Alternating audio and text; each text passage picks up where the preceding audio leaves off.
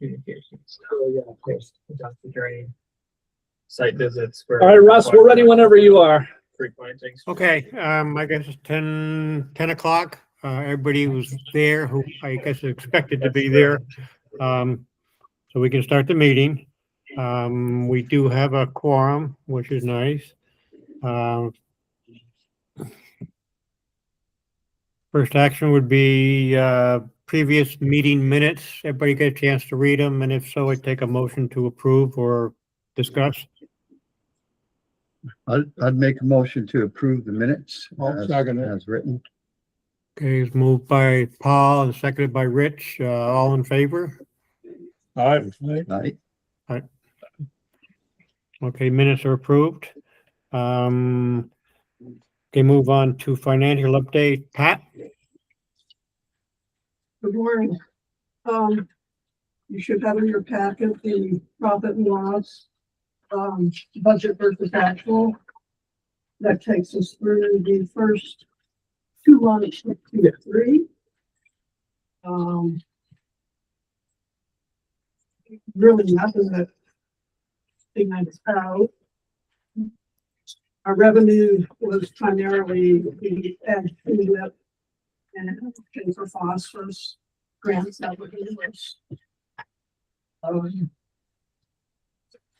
So we have budgeted 754,141 for revenue, and as of the end of February, we're at 443,748. So I anticipate we're going to hit our target. In terms of personnel and payroll, again, we are pretty much on target. Started the fundraising for the tree sale, and that primarily are deposits to our suppliers, our tree suppliers. Direct project pass through, primarily engineering for, I believe, Saban Pond. Accounting, bookkeeping. We have some advertising expense, which was the advertising for the Board of Supervisors election. Yeah. Board stipends, we had some checks returned in the second quarter. We did pay out through the end of January. So that is showing us with only a net of 112 stipend expenses. As far as dues, VACD, the Vermont League of Cities and Towns, NACD,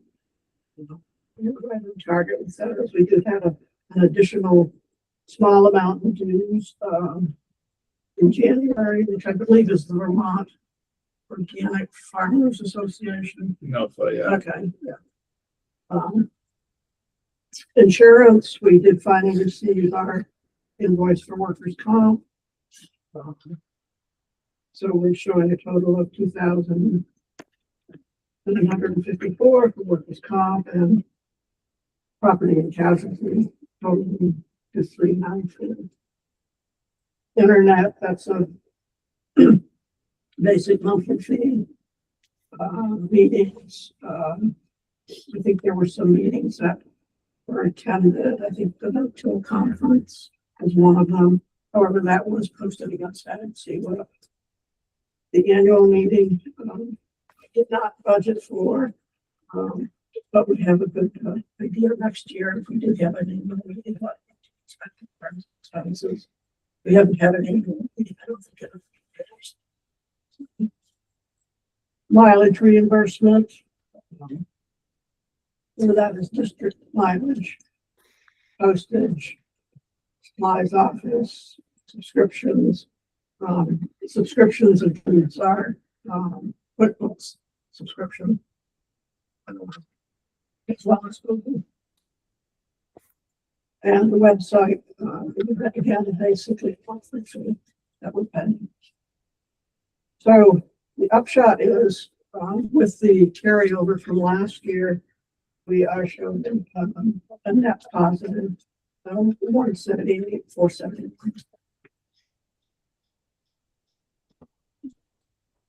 Looks better than it used to. Pardon? It looks better than it used to. Yeah, well, you weren't here for the last meeting, but we did, agree to carry over some unexpended grant revenues from last year. And the grants don't all fall into a fiscal year, they're overlapping, they're oddball grants. So we carry over 81,000, primarily Ag Seawood and NACD. Balance sheet. Our cash accounts. We have 25,449 in the CD. That did mature yesterday. For the second 6 months that we have had it. We need to decide if we want to roll it over. That's my recommendation. It's going to be a little bit less interest. It's going to be like 3.3%. I believe we were paying on this. Last go around 4.5 something. It's gone down a little bit. So, that should roll over tomorrow. So we'll see another $200, posted to that CD. Money market, 112,366, checking, PayPal. So total cash assets of 147,181. With accounts receivable of 104,000. Again, that is primarily the semi-annual report to Ag Seawood, which is close to 60,000. And then we did also invoice for the pay for performance. And, so that's a big chunk of that, as well as the carryover from the previous period. Prepaid expenses is the Intuit QuickBooks subscription that we paid annually, and the website maintenance, ongoing maintenance and development. So total assets, 258,682. We have a small amount in payroll liabilities. And a small amount against the credit card. So again, liabilities active, 258,682. Matching others. What was that number again? That last number, 658 at the bottom. 658, 682. Perfect, thank you. You have a question? Henry Bonges, go ahead. Yeah, I had sent an email to Dan on this before, but I used to be on the board at the CSWD, and I think most of you probably saw or read about the $3 million spearfishing scam they had. Are folks here familiar with that? I'm not. Okay, well, what they did is they're building a new MRF, materials recycling facility, and there's some big dollars involved. And they got a receipt, and of course it's an electronic receipt. Here's the bill for $3 million. Okay, and they paid it. The only problem is that's what it was a scam. It's what you call spearfishing when you have they had a lot of information on the bill. They had the name of the company. The only difference was a period versus a dash in the name that they're dealing with, and they had the amount, and they didn't pick it up. They went and paid it, and the money's gone. Of course, they say they're operating with state and local authorities, but that's meaningless. It's gone. The people did this. They know what they're doing, and they closed up shop, and that money's lost forever. So, I brought this up at GMT also, but what safeguards do we have in place? I know GMT spends like $1,000 a month or so on software to try and protect against this, but you get a receipt in the mail and you just like click on it and say sure. So just thought that was worth bringing up to make sure we have because I work at IBM still, and every year we have training on the scams and all that stuff. And most of it you just sort of roll your eyes and ignore, but at the same time, this is for real. and pick something up every year. So just put that out there. I'm very confident. I know that from on my part and Dan's part, we're very careful about opening up emails with altered addresses. And we also have a very good relationship with our bank. We have essentially a personal banker, and they are very good at picking up anything that looks suspicious. So it's just due diligence on everybody's part. Be very careful. We do receive receipts for our monthly payments. I would say we also, there are control methods in place in terms of payments. So, any payment that goes out is seen by at least 3 of us, myself, Pat, and Rick, or Russ, depending on who ends up signing the check. And honestly, most of our payments are done by paper check. I have a credit card for the district, but the payments we make on that are relatively small, and our credit limit's not that high. I think it's $3,000 is the limit of the credit card. Not that we want to lose $3,000, but but we don't do any like phishing training. We could look into that for sure. Like a cybersecurity training. Right. I would strongly suggest cybersecurity training because it used to be nonsense. You'd get this email with all sorts of spelling errors and come on, who's that stupid to click on this? But this stuff's legit. The ones he has got, it had a lot of specific information on it. That's why it's called the spear phishing. It's targeted versus just throwing a white net. And they know what they're doing, but yeah, this is a bigger concern with electronic payments, not paper check payments. That's a great point, but it looked legit. The amount, the contacts, the names, everything. The only thing that could have given away that period versus an underscore, but I know I'd never noticed that. But okay, no, just while going over finances, thought it was worthwhile to bring it up and would suggest some cyber security training. Definitely. Yeah, I appreciate it. I can definitely look into that. I'm sure that there are people who do it for small organizations, and I can ask around to like Friends of Winooski, Friends of Mad River, see if they have anyone that they use for that. And then we'll keep being diligent of using our control methods and honestly paying mostly by paper check, which I think not entirely insulates us, but does help. It helps. It does. Okay, now I'll ask at GMT how they do their cybersecurity training, because I don't take it through them. I'm just a board member there, but I just think that there'd be sort of a peer organization, and so I can ask them and sure, absolutely, that'd be helpful. Yeah. See if there's any recommendations. Okay, thank you. I'll shut up. No, appreciate it. I gotta go work. Gotta go grab it. We don't have another $3 million to lose, but we don't want to lose it. So. Thank you for bringing that up, Henry. It's always something to be aware of. And Pat, are you finished with your report? I am. Okay, Nick, do we need a motion to roll over the cash account? The CD, yeah. I think we did last time. Yeah. I think we did a formal vote last time we rolled it over. So We did. I'll make a motion to approve the financial reports. I'll second it. Okay, we got a motion and a second. All in favor of rolling over the cash account as recommended? Say aye. Aye. Any against? Okay. And also need, so that was passed. We also need a recommendation to approve the financial report.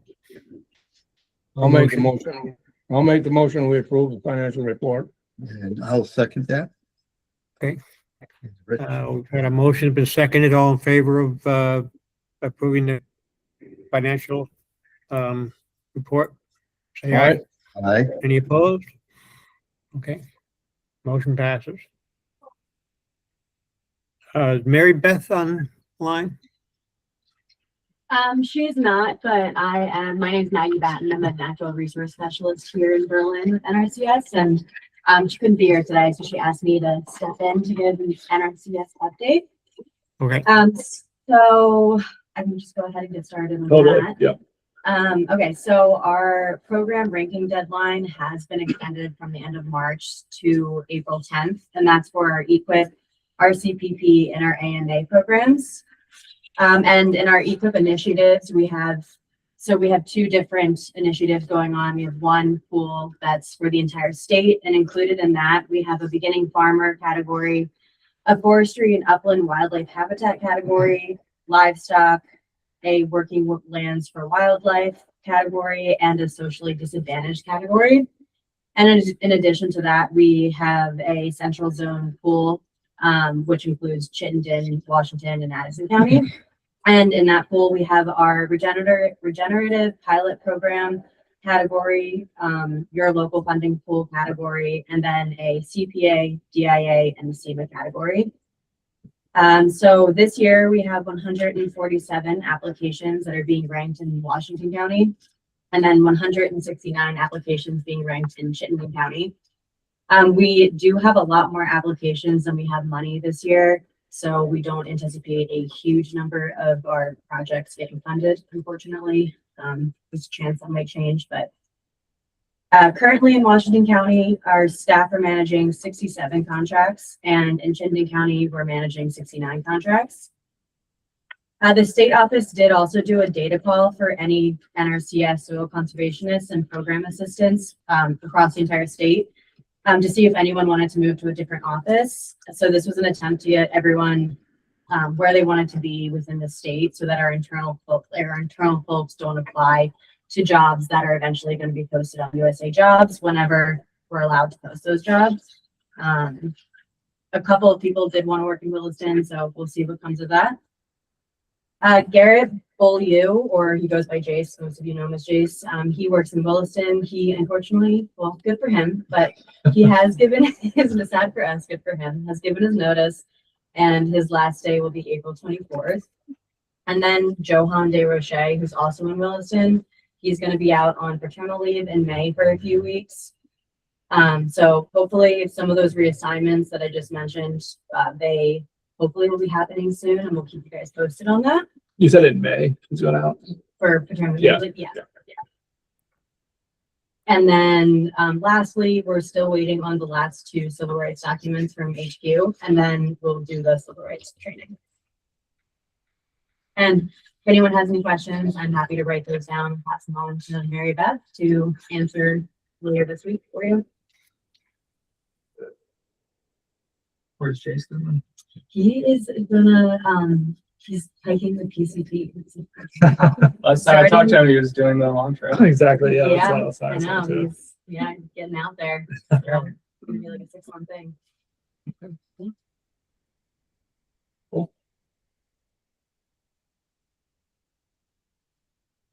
So at this point, we're not going to do the civil rights training. Is that correct?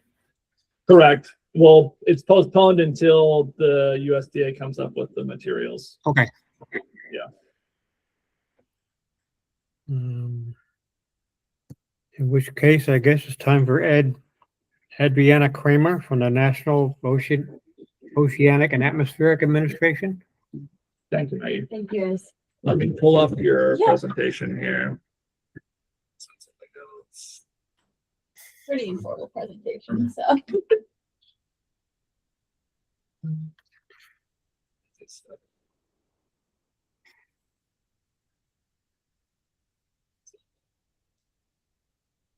I don't know how you do it if you're want to go full screen. Yeah, it's this one. Yeah.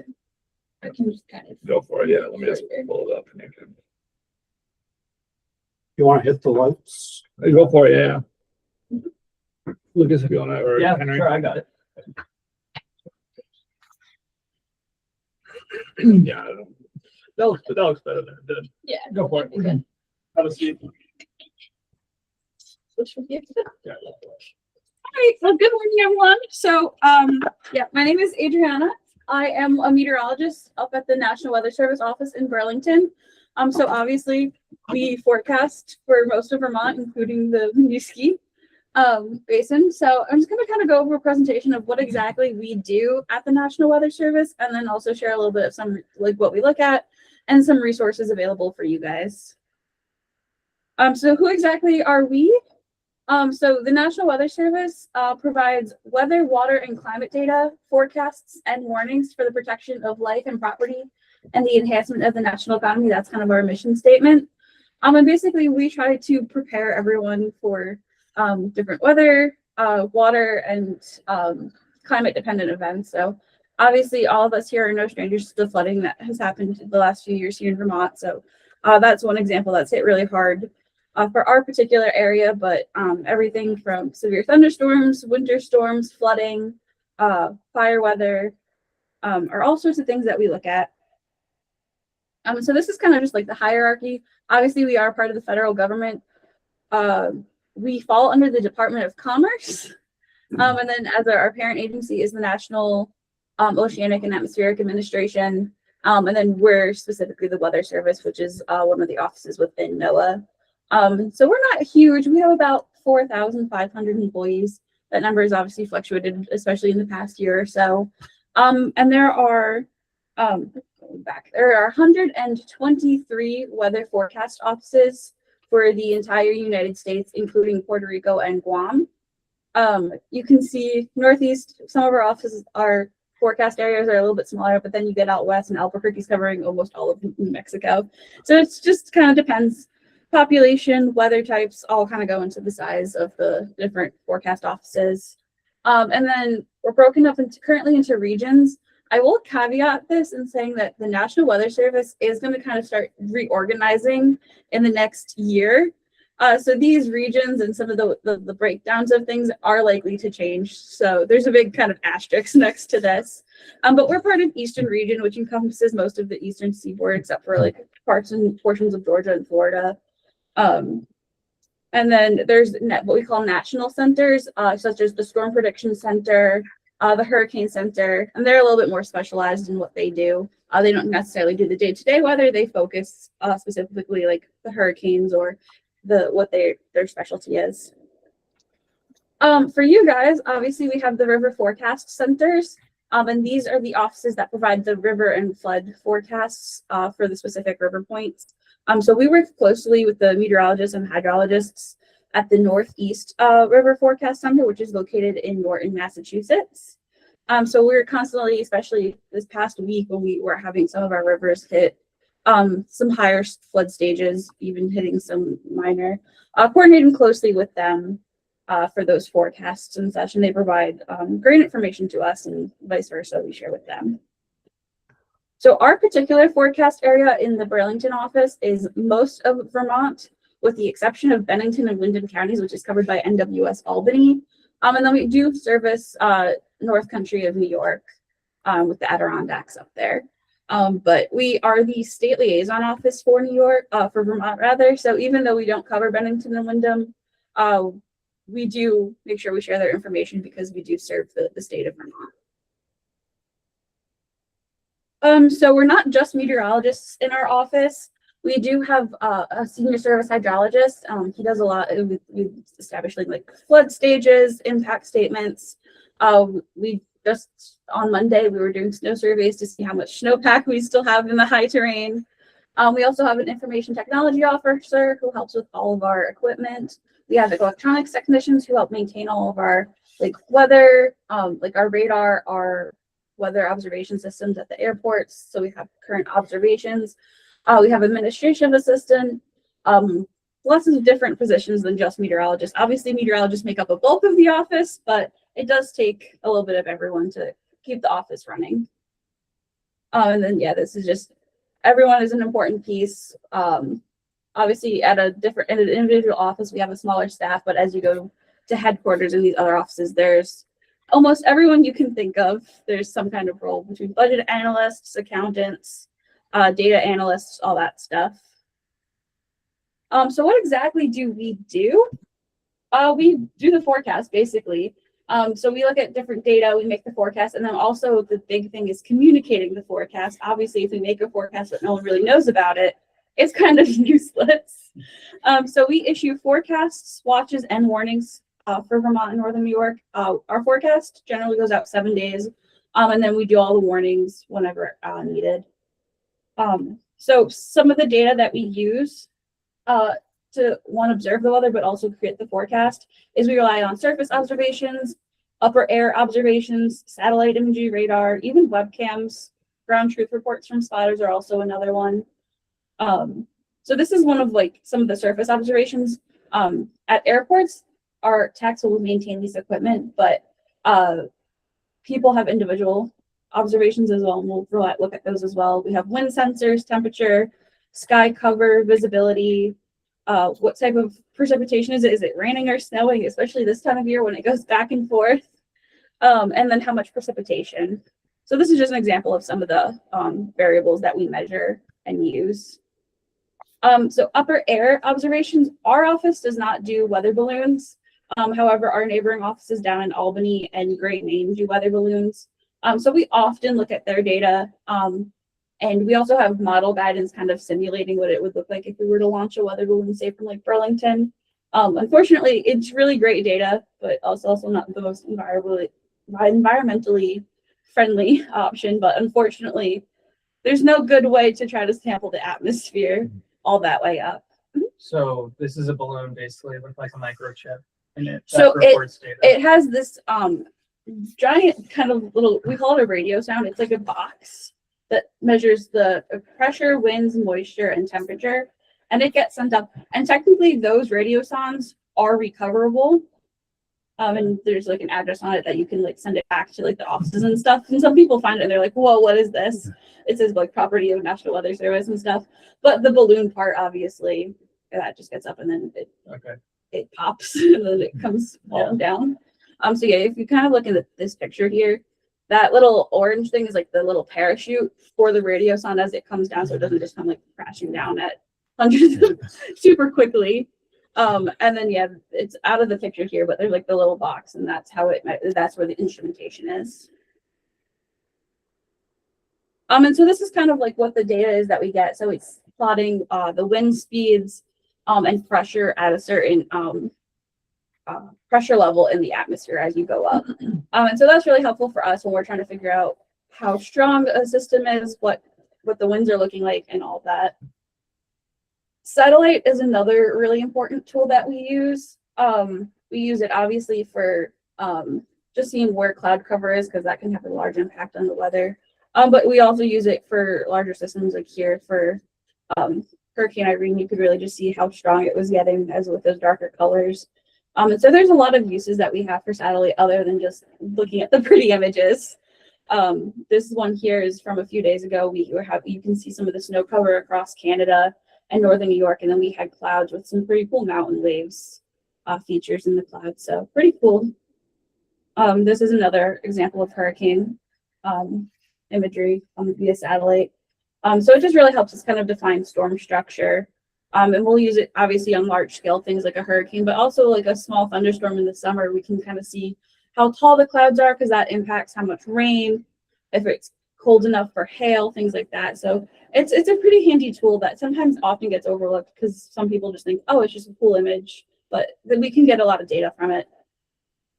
We do use webcam imagery, especially this past week, as I'm sure you all heard of all the different ice jams across the region.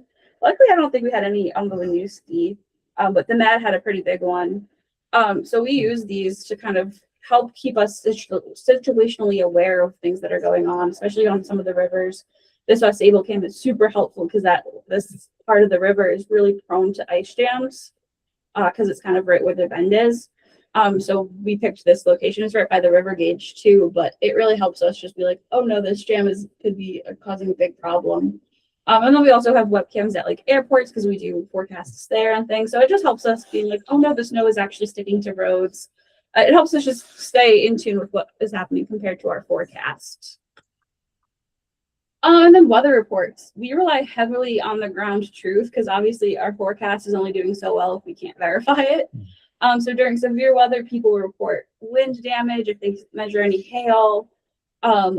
Sometimes if there's a really heavy rain amounts are super helpful. Snowfall reports, ice jams, any flood damage, if like a closed road or things like that.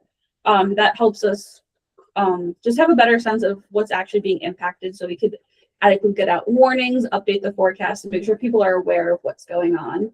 So there is a little link if you ever need to submit one, but also we appreciate just getting calls at the office. Like our phone lines are public. So we encourage people if they see something to share it with us, because otherwise we could go without knowing it. I was a helicopter instructor pilot with the Vermont Army Guard, so they Yeah. also request like pilot reports, Yes. verify ceilings, Mhm. Yeah, turbulence, we'll look winds, and- at the PIREP reports because we do aviation forecasts. So we do Yeah. the TAFs. Right, yes, yeah, For 7 different airports in our forecast area, which is just like the airport specific forecast yeah. for those that don't know. Yeah, that's what I'm but- most familiar with. Yeah. All the TAF and that. Yeah, but it aviation helps forecast. getting just reports of like, oh no, like there's actually like wind shear or something like Right, that. exactly. So then we could put it in the forecast. So this is what our workstation looks like on a given day. We have a lot of screens. The first 2 towards the front are just like a regular PC computer. We'll look at model data. We have obviously like email, communicating with other partners. We use Slack to communicate with like emergency managers, media folks, things like that. And then obviously looking at weather data via online as well. And then the other 3 workstations are what we call our AWIPS workstation, which is Advanced Weather Integrating Processing Systems. It's like some fancy, really long name. But basically what it is how we do our forecast and get all the weather data in. And so that's officially how we do our forecasts, with little grids for each hour of the 7 days. And it's like we get to hand edit those. And we also do like aviation forecasts. We do obviously monitoring rivers and such on that, but that tends to just be focused on all of the weather stuff. But then we also just have screens throughout the office. This is what we call our situational display. Just going through different like webcams, information. We have like our local channels like NBC5 and stuff, just to kind of, and like the weather channel, just to see what they're showing up there and seeing like what we have on there. So there's a lot of information. There's never a shortage of it, that's for sure. So sometimes it can be a little overwhelming just to have so much to look at. But as I had mentioned, communicating the forecast is probably the most important part. Between social media, we have our website that's available to the public. We do work with media partners as well to share the forecast. And then partner agencies. Vermont Emergency Management is probably the one we work most closely with. We consider them our core partner, as well as like New York EMs. But we do work with other organizations as needed and share the information. In the winter, sometimes we'll do talks with school districts about closing for winter weather and things like that. So really just trying to make sure people understand the forecast and aren't just looking at it and it's like, well, it says it's going to snow, but what does that mean? So we try to really share the forecast. So we do often collaborate with media partners. We have them come to workshops that we hold. We visit them to see what their process is like. But then also during more impactful weather, we will do media interviews. You've probably heard several of our voices on like Vermont Public and things like that, because we do try to share the forecast, and when it's a higher impact event, really just try to get the message out there. And then we also help partners plan for weather. So obviously we do the forecast, but we also do a lot of on-site support as needed, just to inform our partners. Whether that's just being like in a room like this and sharing the forecast as it's changing and updates, like during the July floods for both 23 and 24. Someone was sitting there with Vermont Emergency Management, constantly giving them updates about the rainfall and things like that, and sharing the forecast so that way they can adequately plan. And that's a huge role of what the Weather Service does. We call it decision support services, because we're not making the decisions, but we want to make sure everyone is informed about the weather so that way they can make those decisions. Some specific hydro examples. These 2 images here. The first one is our hydrologist, John, and one of our meteorologists taking measurements to help establish baseline flood stages for the St. Regis River in northern New York. It has a gauge and it's been gauged for a while, but it never had established flood stages. So they went out there to survey, talk to the local EM and some of the like the fire chief, just to get a sense of, okay, when the river hits this level, are there any impacts? So they were actually able to set up some baseline flood stages out there, which again is beneficial, because then when the river hits those stages, we're able to issue a flood warning for them. And then also we do high water marks after our bigger flood events, just to get a sense of what was actually impacted at those levels. So this particular picture is up from the Passumpsic River from the July 2024 flooding. with him measuring just how much debris ended up getting for the high water mark.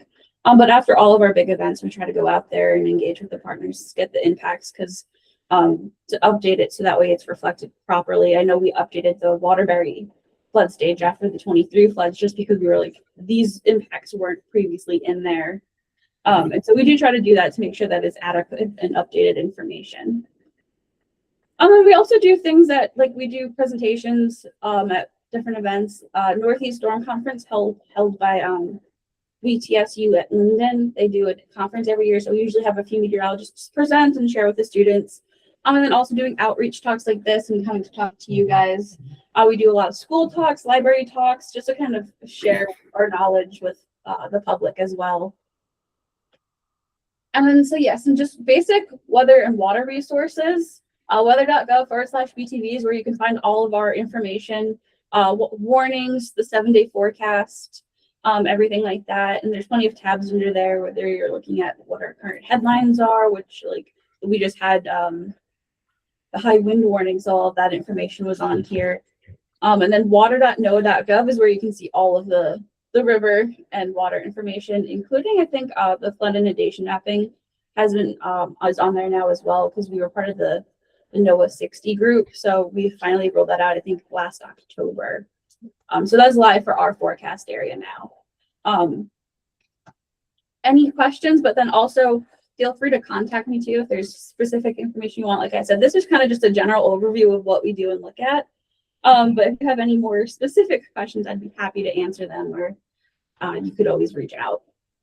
So You're open to doing other presentations? Oh, like, maybe absolutely. like a three-take runoff. Mhm. I don't know if it fits entirely, but something. yeah, we'd be happy to sit and kind of work with something. I know we were chatting like drought, runoff and things like that. Like, we'd be happy to do a more tailored presentation. Like I said, this one was just more of a broad overview of what we do, but like I said, hydrology is definitely one of the more important things, especially for our communities up here, just with how hard we've been hit with the flooding lately. Our hydrologist, John, is super knowledgeable. He's been here for years, so he'd be happy to also help work on setting up the presentation. Yeah, because I know that there have popped up some flood resiliency collaboratives. Yeah. Some people might like feel that maybe. Yeah. Maybe not, I don't know. Yeah, but Well, also the Flood Safety Act, is that what you're referring to? Well, different thing, but yeah, there's currently, that's Union Extension, right? Allison? Yeah. Is doing like a flood safety. And I think Nature Conservancy. Maybe, yeah, no, we do have to do that. Like I said, we do like our flood safety awareness. Like, we just did that last week for flood safety awareness. So we'd be more than happy to, if you have like a date and a presentation, like, we'd be more than happy to have someone come and share some more tailored information. So. Okay. There's no questions, then great, but otherwise feel free to reach out. Like I said, we're open 24/7. So you Check either your email email or needs forecast information, you can feel free to give us a call. Okay, thanks for coming. Yeah, Sure. I'm We happy used to to. spend a lot of time up in the office with folks back and forth, filing different Yeah. things going on. A lot of fun.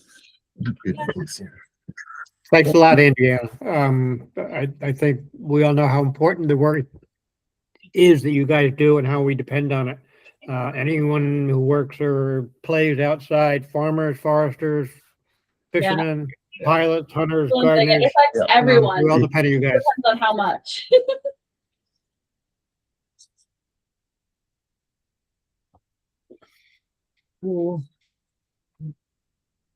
Okay, so I guess we'll go on to updates. Yeah, I got to start. I think I saw. So I'd like to talk about StormSmart because there's a lot happening with StormSmart as we close out the StormSmart grant, but also prep for a unifying stormwater season, which is essentially, I don't know if we talked about this last time, it's essentially it's an effort to create one comprehensive assessment for landowners to assess stormwater management on their property. So we have, ahead of the storm is like Lake Lewis Creek Association, StormSmart Lakewise. It's an effort to bring everyone together, which is being spearheaded by Lake Champlain Basin Program. So currently, Dan and I are working to first close out the Storm Smart grant with the activities listed below, but also gear up for unifying stormwater, which is going to be Lakewise and Storm Smart assessments. I'm still like kind of a little bit confused on like how this is moving forward, because like last year we actually had like a sample assessment protocol that we used for our Storm Smart assessments. And then part of our grant closeout for this grant is very confusing, is writing a white paper to pretty much discuss our structural recommendations and sort of what we thought about it. So it's a little bit confusing, but we're still going to be doing, I guess an easy way to think about it is we're going to be doing stormwater landowner technical assistance throughout the next field season. I can go over some of the activities listed below. The first one is a stormwater management presentation at Richmond Free Library, which is happening next week. They asked me to come in. I believe it's like it's a series of presentations that they're doing centered around flood resilience. And I think everyone in this group had read the Light Pirate book. So I have not read the book, but I am psyched to just go talk to people and do like a pretty much my Storm Smart presentation and chat with them and hopefully get some signups for this year.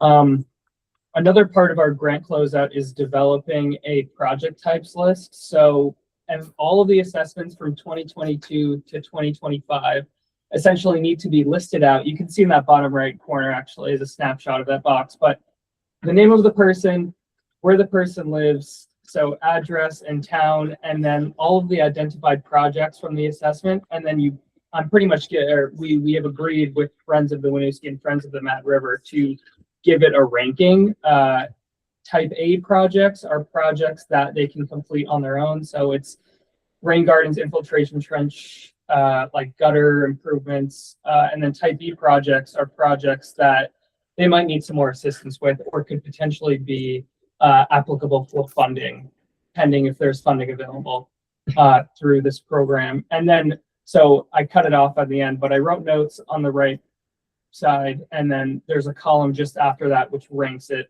between 1 and 3. So essentially we'll come together and we'll like refine all of our data and say like, well, this project is a type B project and it's ranked number 1. So this is the highest priority of projects in the event that we can find funding for it. So it's sort of the like post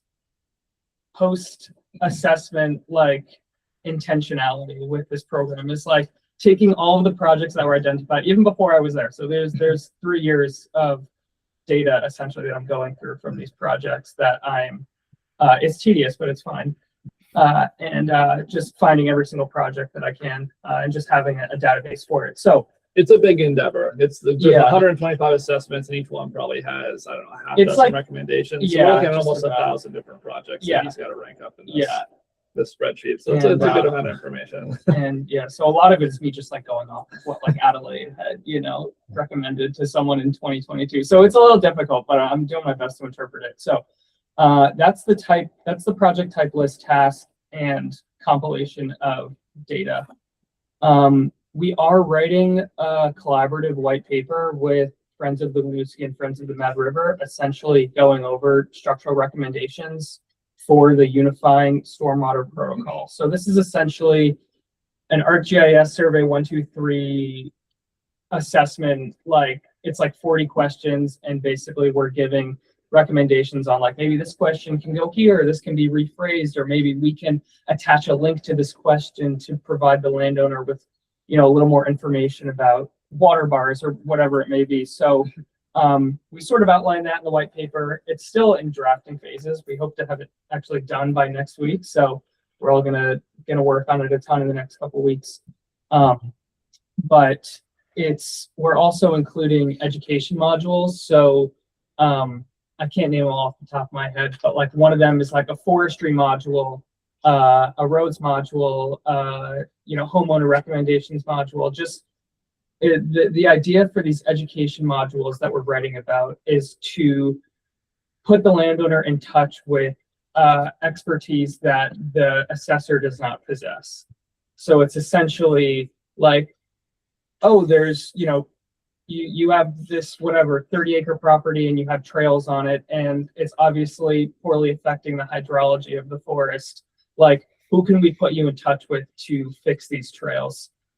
So it may be whatever, Waterbury Alliance Trail Association or, someone in the area. So the goal is to pretty much compile a list of contacts, information, resources that we can give to a landowner that we may not have expertise on.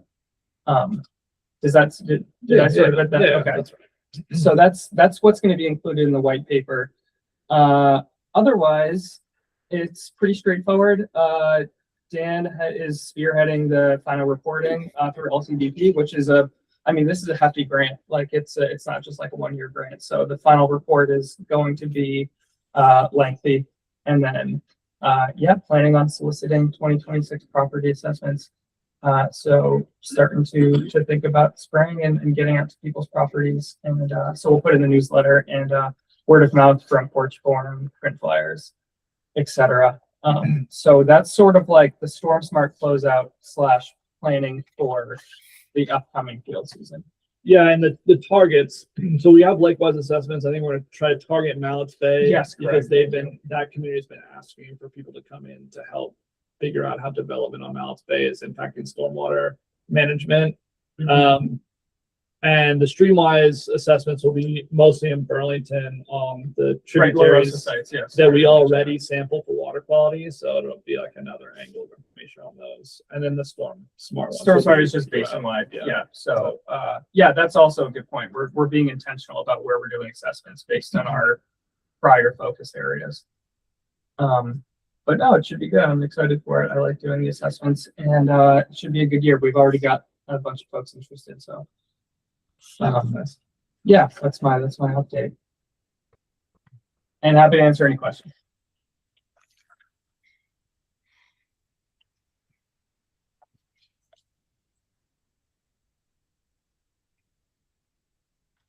Now, I guess it's Kara. Sorry. So Heather isn't here, so I'm gonna be doing both of these updates. I'm gonna start with the Vermont paper phosphorus updates. So we are nearing the end of that. All 6 verifications and assessments are done for all of our farms. We are currently in the process of getting the claim form signed, and then once they're signed, the payments will go out by April 1st for the farmers. So I have a little mistake on here. Well, not mistake. So as of yesterday, there were 3 farms that signed off, but as of this morning, 5 of our farms are signed off. So we're just waiting on 1 more, which is just getting the go ahead from Sumner that they're ready to sign off. So that's good. So we're almost completely done with all of that work. I wanted to highlight the Power BI tool, which was created this year by Judson Peck. He's the mastermind between for a lot of the programs that we have and ad programs. So it was created this year. So what it does is it takes all the previous years of pay for phosphorus and it tracks the farm's progress. So it has from 2022 to 2026. And what it measures is the total payment per acre, phosphorus loss, phosphorus reduction, and the total acres per type of crop that the farmers have. And so sleuthing around in there and looking at all our farms, 5 out of 6 of our producers are getting the highest payment this year, which is really great. And then you can see kind of the percentages below. The letters are for me to remember who I'm talking about, but so they're not really Right. important. But so you can see their increased phosphorus reduction and most of these numbers and the phosphorus loss. But most of these numbers were probably the lowest to second lowest that we've seen all the years, which is really great. We're really happy to see it. So we're gearing up to go into the 26 Vermont Pay for Performance, and there's a few changes that are happening. They're kind of rewriting the script for it currently. So we don't know exactly what it's going to look like, but we do know that all our farms that are currently enrolled are eligible to enroll again, but they do need to reapply into the program. And that applications will be out in June for these farms. The caveat is some of our farmers are enrolled in FAP, and you can't, as of this year, you can't be enrolled in both programs. So what Heather and I will be doing is kind of talking to our farmers and seeing what best suits their needs for what programs they want to apply into. And then another change is there's going to just be more payments on farmers' time inputting data into the programs, which is great. And that's pretty much it for that. If anyone has specific questions on I have a question. Yeah. What does FAP stand for? farm assistance program, farmer assistance program. Yeah. My other it's- question is, being an accountant, what is the range of payments that these farmers receive for participating in this program? It can vary. I don't have an exact answer to that because they get paid per acre essentially. So it really depends on the size of the farm. Like with these payment rates, farms with much higher acreage have much higher payments than those who don't. So I don't have the exact like range, but I know probably What would say Farm One C that's reduced their He's- by 15%? he's probably getting Just around ballpark. 15,000 in Okay, payment, that's and then our lowest one is probably 5,000. Yeah, I could have had those. We do have those numbers, so but yeah, it can. Actually, he might be. Yeah, one year we had a farm that got almost 20,000 for their. Yeah, Okay. so it's kind of like with FAP and BPFP, it's kind of seeing which will get them a higher payment. That's kind of essentially what they'll go to, and what's easiest for them as well.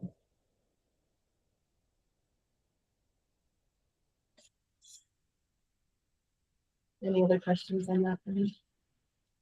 No, thank you. Yeah, that BI tool sounds pretty cool. Yeah, Yes.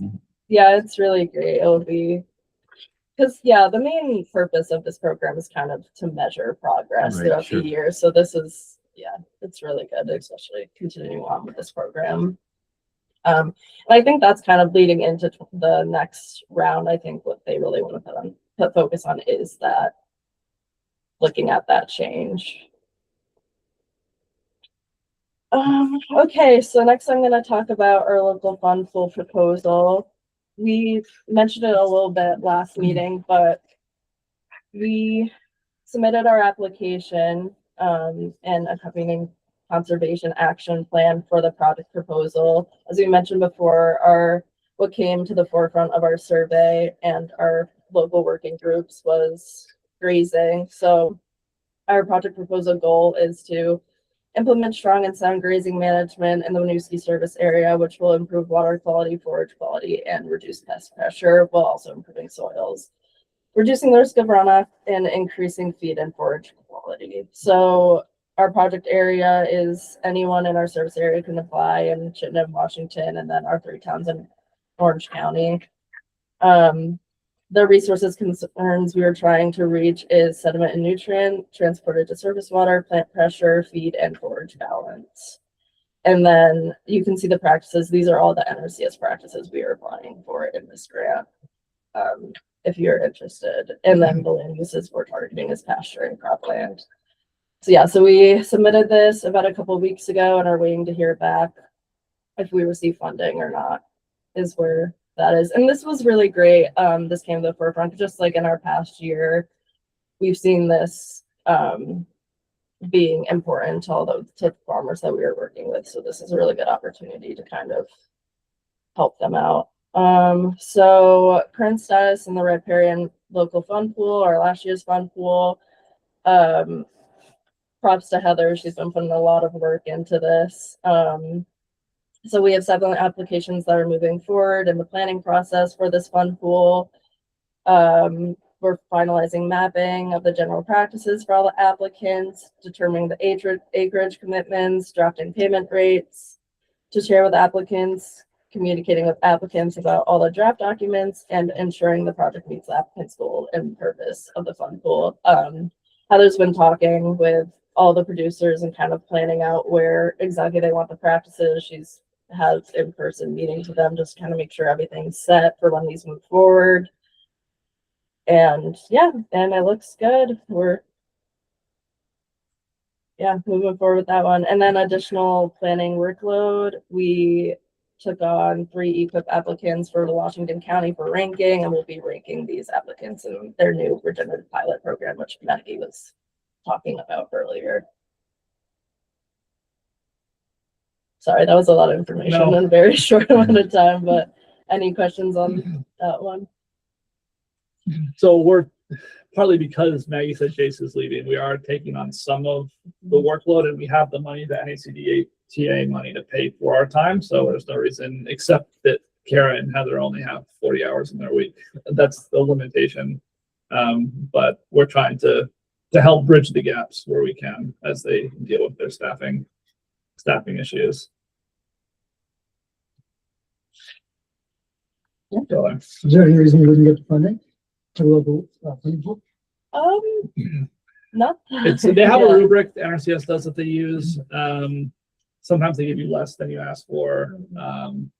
They are trying to emphasize this program. So, and we're not asking, I think you didn't mention it's 800,000 is I think what our ask is, which is not a ton in the grand scheme of what's available. So we're hopeful that we will get all of it. Yeah. That's all. Yeah. Also, one last thing to add, we're planning a lot of fun workshops in the spring and the summer, and I'm sure you'll probably get an email from me to share on Purple Farm. And thanks to Henry, who's been helping me a lot with connecting with people. Yeah, I'm gonna look out for that too.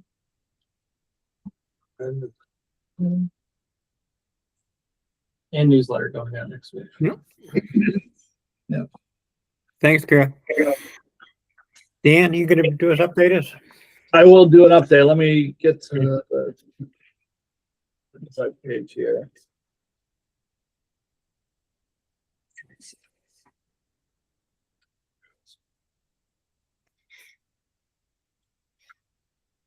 Okay.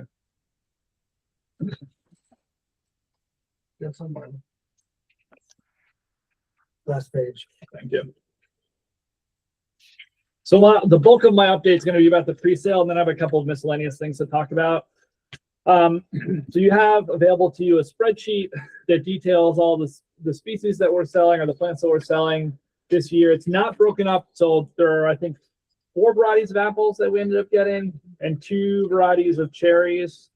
And those are not broken out here individually. I lumped them together for the sake of getting everything on the page and whatnot. And so what you can see here are the price for each, the location where we sourced each plant from, the price that we're charging for it, how many we ordered. That's that first 2026 number ordered. That's how many we ordered. 2026 for sales, how many we're putting up for sale. One of the things we learned last year was that we wanted to keep a few extras in case some of the ones that we got were bum trees, and we, that way we can still get people their trees that they ordered. And then that next home sold as of March 17th, as of yesterday, that's the number of that plant that's been sold through our website. And then the profit per stem is the next column, so how much we make as a profit on each of those plants that we sell, taking into account how much we paid for it, and then just a little bit of multiplication, the total profit on that plant, that species, as of March 17th. So then come down to the bottom, there's some summary numbers here. So the tree sale went live on March 2nd. So we've been alive for what, 16 days at this point. And lots of orders have come in. We will close at the end of April. So we're trying to something different this year. I remind people last year we tried to open up in like November so we could get like Christmas, Hanukkah sales. That didn't really seem to pan out that much. And then in the springtime, a bunch of people forgot that they'd ordered things way back in November, and it was just a big mess. So we're trying to compress the sale into just 2 months right before distribution of the plants in May this year, and we'll see how that goes. Okay, so summary tree costs. So we spent about $20,500 on trees to sell this year. If we were to sell all of those trees at the prices that I've listed above there, we would get about $18,000 in profit. We anticipate, and this is based on last year, about $9,500 in staff time that will go into this tree sale, and then another $1,500 in materials that we'll need to package them up and so on. Sorry, spam. Thank you. Which would leave us with like a total profit of about $7,000 if we were to sell all the trees, and that's the actual staff time that we used. So that's kind of the frame of reference that we're working on for planning wise. And if you shift over to the right a little bit, you'll see that we've sold about $13,500 worth of trees so far. That's just like the gross sales, which translates to about $7,000 in profit in trees to date.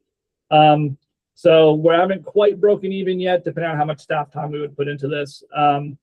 Average sales are about $110, which is pretty good. And we have 436 orders in just 16 days, which I'm pretty excited about. In terms of like kind of where we are, we're about a third of the way into the selling period, based on the number of days. I think it's 59 days that we're going to be selling for, and we've been selling for 16 of them or whatever. And we're about that 6,800 is about a third of the total 18,000 that we need, that we would like to have in profit. So we're kind of on track, right? We're a third of the way into the sale and about a third of the profits that we're hoping to get. So it's a short selling window, so I don't want to get complacent, but at the moment we're kind of on track to where we'd like to be. Any questions about tree sale? Where's Alpha? Alpha Nursery is in Michigan. That's the one out of okay. state nursery. Yeah. We tried this year really hard to get as much as we could in state, but there are some things like the cedars where they're selling like cedars for 50 cents each. It's really hard to Right. pass up on that. So the trend we hope is to be going exclusively at some point in the future, exclusively to Vermont nurseries, right? But it's a process of kind of getting us there. All the rest of these are, They're all well, Vermont, yeah. the Ernst Conservation Seeds is in Pennsylvania. Oh, right, yes. But East Hill is in Plainfield, Elmore Roots is in Elmore, Intervale is in Burlington, and Berterra is in Heinsberg. So the rest of these are all, and Vermont native plants, wetland plants is Orwell, somewhere down south. Yeah, I think it's right. but still Vermont. So the rest of them, besides the conservation seeds, are Vermont, which we're pretty happy about. Yeah, great.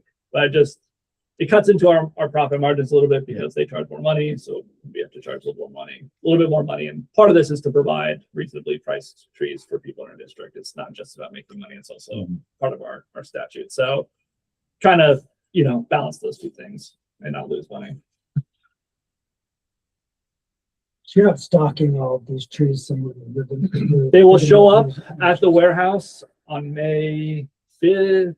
No, prior to that. Before May 4th. May 5th is the sale day. So a week before that, they show up. We rent a warehouse, but I actually probably need to get in touch with them soon. In Burlington every year. And they let us use their space for like $60. They basically charge us nothing for a week. And all the trees show up there, we bag them into individual orders, and then we get those orders either to here, if people indicate they want to pick up here in Berlin, or they stay at the warehouse if people want to pick up in Williston. So that's the way it goes. The plan is sale ends April 30th. May 4th to 8th is pretty much us just packing in the warehouse on and off. And then May 9th is that Saturday from 9 to 12 is the pickup. I think that's right. Yeah. 4th to 8th is the packing. It's written down. I checked it yesterday, so I Okay. Basically the first week of May. Yes. Other questions?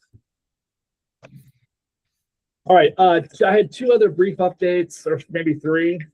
Three, it looks like. So DEC is switching their Lake Watershed Action Plan, the way they're sourcing those, to a retainer contract instead of individually bidding out every single Lake Watershed Action Plan that they do. That retainer contract will come into force in the next month or so and be there for about 10 years, so 2035. And so in order to get any LWAPs through the state to be considered for any LWAPs through the state, we had to fill out this retainer bid effectively, which Lucas and I did a couple months ago. We learned, I think last week, that we were approved by the state for a retainer contract of up to $500,000 over the next 10 years, which is great news. The LWAPs seem to be costing about $50,000, depending on how big the lake is and so on. So that shakes out to like one LWAP a year, basically, for the next 10 years, which would be great if they were to come back to us and say, do this like every year for the next 10 years. That would be awesome. We don't know if that's exactly how it's going to happen. We don't know exactly what this process is going to look like, but we've been approved for up to $500,000 of state money for LWAPs for 10 years, which is great. Rick wanted to make sure I mentioned that. I applied or pre-applied yesterday for a FFAR, Foundation for Agricultural Research grant, with kind of partnering with UVM and with prospective grad student there, Jess Rubin, which some of you may know, who works with soil fungi and riparian buffers. And so we put in like a free application for it would be $450,000 over 3 years. So $150,000 a year to do a research project. It would be at the Farm Up Spring with Spencer. They would kind of volunteer to host it if we were to get funded. And some experimental work on like how to improve riparian buffer planters. It's just a pre-application. We'll see how it goes. And then we will have at least one, maybe two summer interns. There'll be a summer intern from Vermont Law School who will be working mostly on projects that like Lucas and I are working on. So we'll be helping with some of the infrastructure projects, the culvert replacements, potential dam removals, road improvements, stuff like that, as well as some of the site assessments probably. Yeah. And then at Essex High School. Yeah, I actually just talked to her. I have the work plan right here and I can just list off the 4 things that I heard. So we have an intern from Essex High School. This is the 2nd year of that. And I spoke to her yesterday and pretty much went over a work plan that I created. She's going to do some La Rosa sampling in Essex and Colchester, probably some graphic design for the district. Some rethink runoff stuff. She's going to come to the Lake Watershed Action Plan site visits. She's going to come to the 2 Trees for Streams plantings, and potentially that Cheese Factory Road site visit. And then she's going to help out during the tree sale week. Oh, cool. Which will be Nice. good. So, and she seems excited about it. So, should be fun. Nice. Nice. But then we also have those GIS interns, which is sort of fizzling out. Yeah, we have another set of interns that was helping us to do some identification of potential tree plantings, mostly using satellite imagery. And that group has been on hiatus since Christmas. One of them is Yeah. in school, the other one got a Yeah. job, and then I think the third one is working at Wienerville now. Right, He's so- seasonal, so That I think it's like Lou said, it's because of that a little bit. yeah. Any questions about any of that? The LWAP retainer, the Foundation for Agricultural Research, or the internships? What was the price again on the cultural research?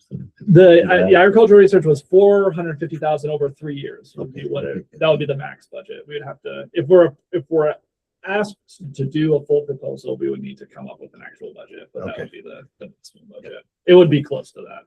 So,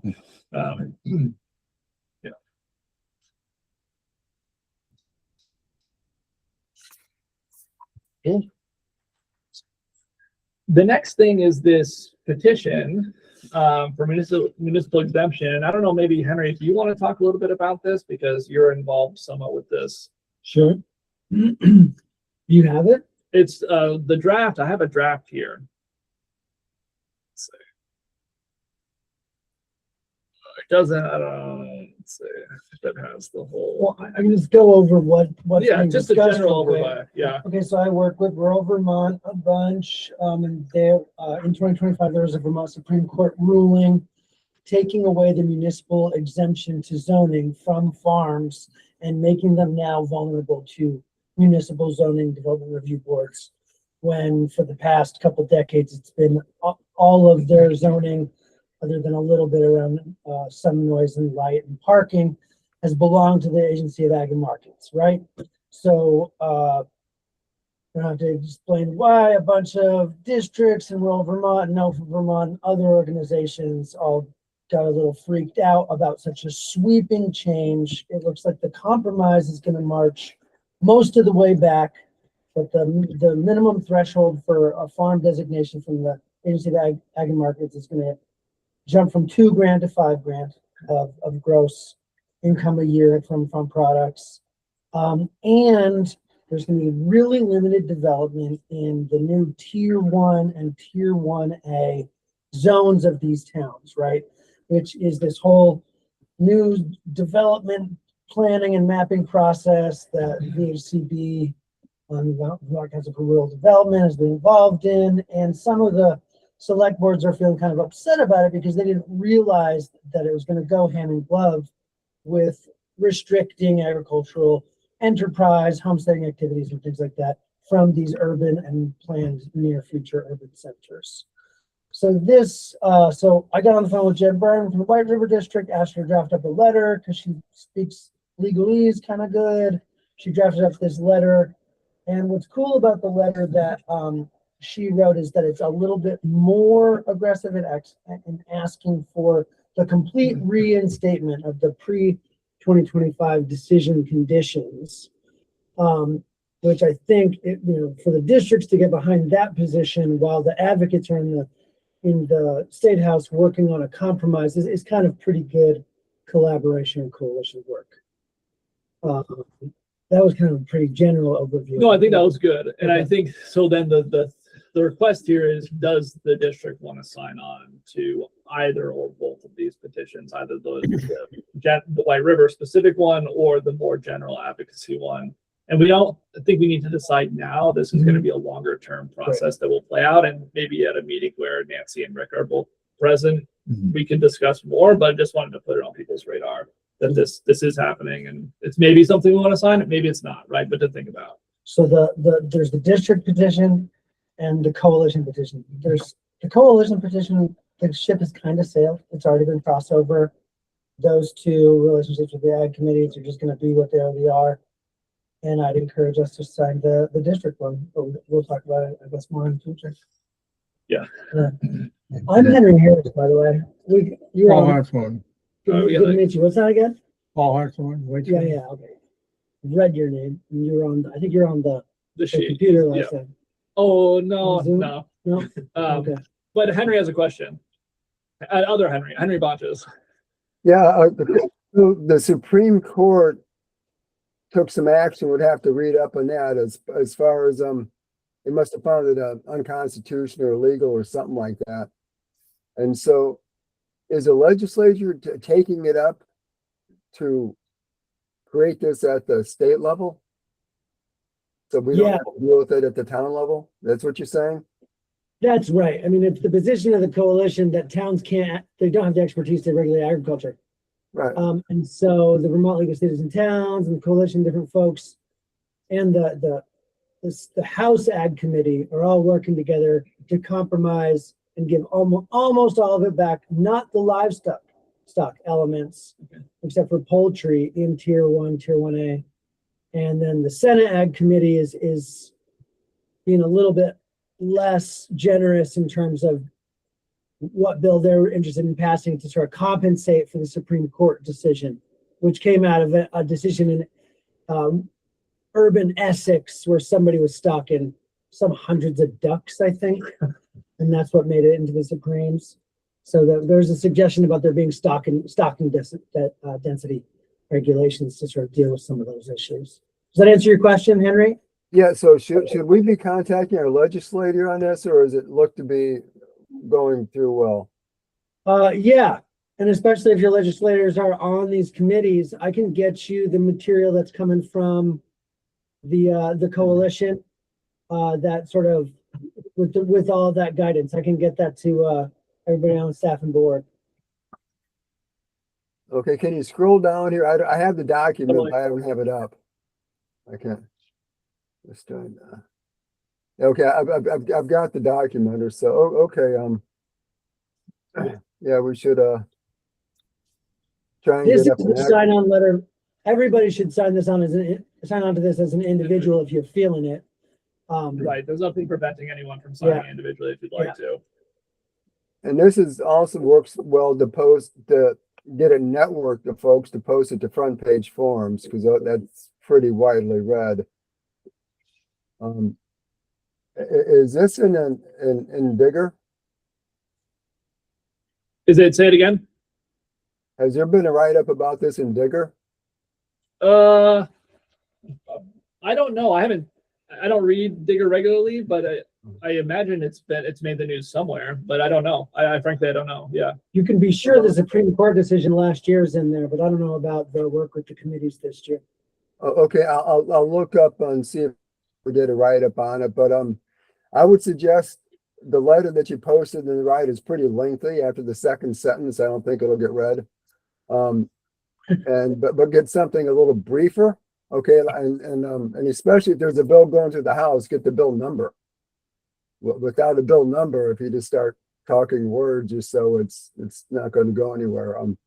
But if you can get a bill number and make it briefer, then it should be networked to all the districts to ask people to post it to the front page form to contact the legislature. I do more stuff along the lines of energy and that's a pretty solid network that goes throughout. That'd be so I'll look and see if Digger ever did a write up in this. And again, I suggest once you have a specific bill to get something briefer and ask it to be networked with the front page form. Yeah, that's what this board could really do, is a sign-on letter to get these people to write shorter sign-on letters. Because I really did work very hard on trying to get something more streamlined, and this is about as streamlined as it got. Not being an author, just on the editorial end myself. So what legislature is up to is to put more regulations from the town level on the farm. Right. And so here we'd be at the district trying to figure out what each different town's regs were Right. for, different kind of agricultural activities. So we could figure out how to provide technical services to them, and it would double our workload, much less the state organizations. Yeah, and I'm sure several, I know I've been on the planning commission and the DRB, as I'm sure several others have, and the towns don't have the resources and that. It would just be a spur of the moment, or somebody says, oh, hey, and here's the ruling, this makes sense, okay, and it would just be it'd be a patchwork mess. Yeah. Yeah, I definitely support us signing on to any letters along that.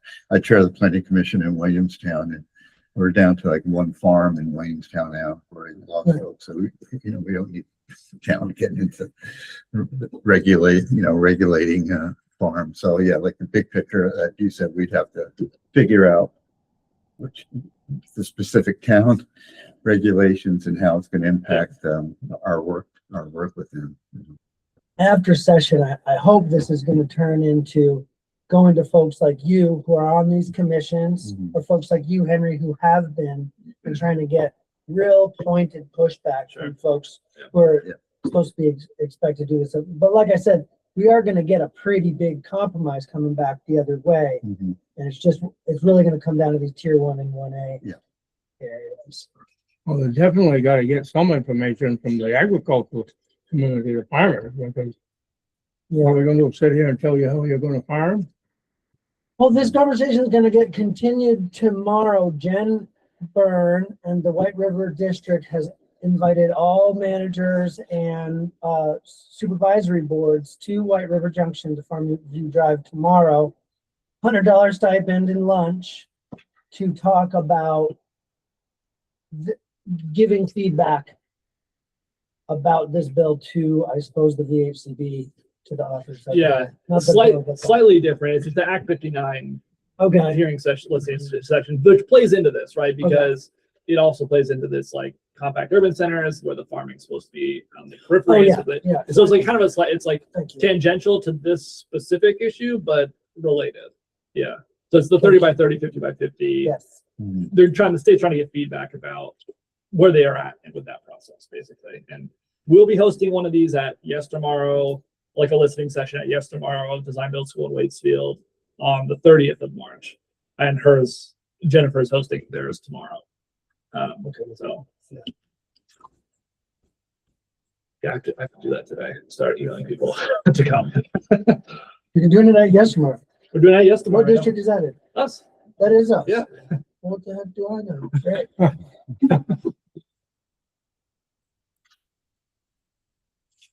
Any other questions on that? If not, I think we got just one more thing. Well, I think it's something that we ought to keep our eyes on. Does look good. Well, if there's maybe some better dialed in info, and we can, if you guys want to try to bring it to a vote in the next session. Yep. If there's some better info I can get to support the conversation, then we can put it to a vote then. Yeah, I think it's maybe just best to wait until all the board members are present Yeah. to vote on it. But yeah, in the interim, more information will be good. Yeah, right. Yeah, stop. Right. All right, Russ, you mind if I move on to the last thing? No, go ahead. All All right, last thing, NRCC sent out an announcement about open meeting law. As you know, we're a government entity and therefore subject to open meeting law. There's a training that all public officials, which would be all the board members, are required to take every year. It's basically a YouTube video that lasts 50 minutes. It's long. I watched it last week, I think. I don't know if that's something we want to try to integrate into a board meeting, or if there's some other way the board wants it together, if they want to do it individually. But as board members, you're required to take this training so that you know what we're required to do as a district to comply with open meeting law. So just the link is there in the agenda. Feel free to watch it on your own, or if we have thoughts about doing it as a group, I'm fine with that too. But we're supposed to do it. The big things for us, it's like using the OWL, making sure we post our agenda 24 hours ahead of time, making sure that our minutes are up. I think we have 5 days to get draft minutes up, which we haven't really been doing. We've been doing waiting until they've been approved and just getting the final versions up. So that's a change they'll have to make. I think video recordings have to be available on request at least. Our website, I don't think is going to allow us to start posting like large numbers of videos to the website because we just don't have that much storage there. But we do keep the recordings, and people, if they want them, I can transfer them to file and they can watch the meeting if they want to. Or a YouTube channel. Or we could set up a YouTube channel. That's also a possibility. Yeah.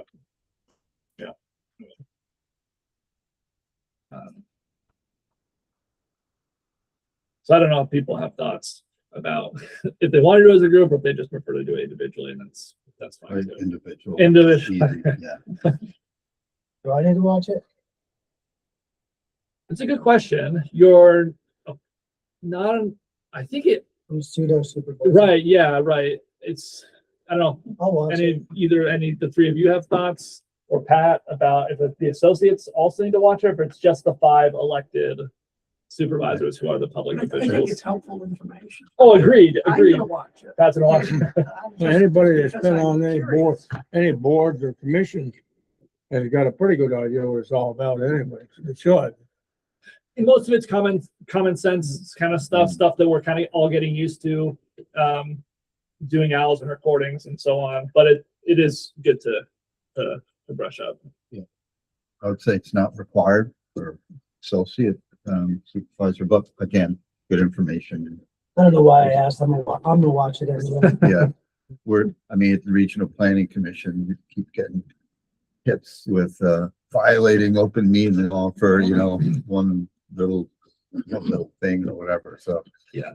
it's If and then, anybody knew who the conservation districts were, I think that we'd be getting hit up all across. That's what I was just gonna say. Yeah. I'm glad that we have a little less exposure Right. than the regional planning commissions, and so don't always get hit up. Though we have gotten our first open public records requests in the past week or so. Just so everyone knows, it is on our website too. I've set up a policy whereby we do charge for the time that it takes us to satisfy public records requests. So if people ask, there is a fee, but we will do it because we're obligated to do it. So Hope we don't end up like the city of Montpelier. oh yeah, what I don't know. Have you been reading the bridge? I have. There's Yeah. one person in Montpelier that attends all city Yeah. council meetings. He's made a number of requests for records. Oh, yeah. from City Hall. That it's ended up costing him thousands and thousands Oh, of my dollars of staff time. So, Yeah. a little He's- controversial. he's at most of RPC Oh, really? meetings and committee Oh, yeah. meetings, and we're in a couple lawsuits with it. Yeah, so My goodness. very familiar with. Yeah. $60 an hour for every Yeah. hour of staff or supervisor time spent satisfying public record requests. So that is our policy at the district. For the training, do we have to report to the Secretary of State's office that members have taken it? It doesn't I know say, I'm on the DRB in East Montpelier. right. I think the town clerk was sort of making sure everybody had taken the training. I don't know if she had to report back. The video itself doesn't say that we have to make that report, and Claire from NRCC didn't say that they wanted to know. It's kind of on the honor system at the moment, but I can ask Claire if she wants like a list of the people who I know have taken it. I don't know. Maybe that's the best thing to do. Last. You gotta have some method of taking it, I would think. Yeah, you just you watch the video online, I don't have it. right? So that's why we'll have to Go to figure the out. library. You go to the library. No, I never go to the library. You could go to the library though. No, I have no way to get that. I'll see if I can. There are illegal ways to download videos from YouTube. I don't know if there are legal ways to download videos from YouTube and somehow get it on a flash drive or something. I can think about it. What? You can maybe do. Yeah, I don't think you're supposed to You're not download videos supposed from to, YouTube, but you can. Yeah. There are ways to do it. I don't Right, think right. I think it's a violation of the terms of service to do it, but let me think about it, Paul. and see Yeah, what we She can can do. send you a downloadable version. See, I'm kind of old Claire fashioned. could, or the secretary's office, I could ask them, Secretary of State, ask them what happens if a person doesn't have online. I'm familiar with all that stuff because I've been on a lot of boards, but, in order to take it and have it recorded, I don't know where I'd get it. What, if they gave you like a videotape or a DVD, could you watch that? Well, I haven't got anything to run it on. Okay. Why don't you have like an option that maybe a half hour before the next board meeting, It's true. you can come. Well, I We could have watched it today. Yeah, I could have watched it Paul came an today. hour early Yeah. today. I think he didn't set his clock right. Got here on time. You were for sure on time. So yeah, we should have. I've been thinking you should watch it today. We just open the meeting at 9 o'clock next time if they're around to watch it. Was it half an hour? It's an hour. It's like 50 minutes. It is? Yeah. I would, I don't want to waste our board time, but I'd Yeah. sit here with everybody and watch it. I would think that would be the place, in my opinion, to show it here, and everybody would definitely have it. You'd have a record of it. Maybe we start at 9 then next time, and whoever wants to come to watch it can watch it, and whoever wants to come at 10 for regular business, we can do it that way. That makes sense. Let's do it that way. Yeah, that would Let's do make it that sense way. to me. Yeah. Okay. Sounds good. Just make sure you get it in that letter you send them. I know. Again. So that you know to come at 9. Yeah. Okay. I think that's it, Russ. I'll just mention to Russ, if, I just want to share something, personal with the staff and the board. So for us, if you're able to stay online after Yep. we conclude the meeting. Right, we gotta vote. Hey, Johnny, you mean? Yeah. Yeah, but thank you. All right, so motion to Make the adjourn. motion to adjourn. I'll second. All in favor? All right, Aye. Thank you. And next meeting is when, May? It's May, it'll be May, hold up, let me pull it up. It's April, May, it's the 3rd Wednesday, which is the 20th, May 20th is the Okay. next meeting. And I will be back for that, and I'll be